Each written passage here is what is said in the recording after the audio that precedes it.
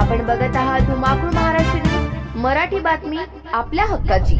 मंगरुळपीर तालुक्यातील चिंचळा येथील ग्रामस्थांनी स्मशानभूमीची मागणी पूर्ण न झाल्याने आगामी लोकसभा निवडणुकीसह सर्व निवडणुकांवर बहिष्कार टाकण्याचा निर्णय घेतला आहे।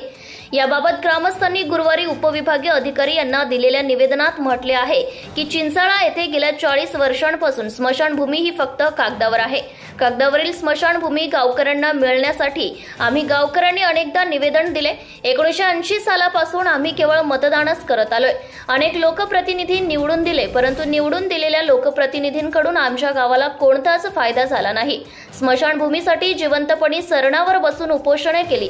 उपोषण केल्यानंतर प्रशासनाने 15 दिवसाच्या आत गावकऱ्यांना स्मशानभूमी ताब्यात देण्याचे आश्वासन देखील दिले। स्मशानभूमीच्या मोजणीकरिता अति तातडीचे 24,000 रुपये सुद्धा भरले। सर्व प्रकारचे कागदपत्रे पुराव्यांनिशी गावाकडे असून सुद्धा न्याय मिळाला नाही आणि प्रशासनाने सुद्धा याकडे जाणीवपूर्वक दुर्लक्ष केले।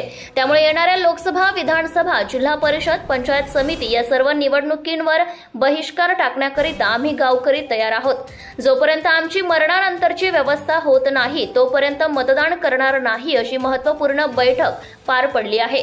करिता गावात कोणत्याही उमेदवारांनी प्रचाराला येऊ नये असे निवेदनात म्हटले आहे।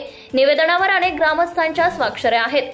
धुमाकूळ महाराष्ट्र न्यूज साठी वाशिम जिल्हा प्रतिनिधी दिलीप अवगन पाटील। आपल्या परिसरातील ताज्या आणि महत्त्वाच्या बातम्या पाहण्यासाठी आजच आपल्या धुमाकूळ महाराष्ट्र न्यूजला YouTube वर सबस्क्राइब करा आणि बेल आयकॉन प्रेस करा।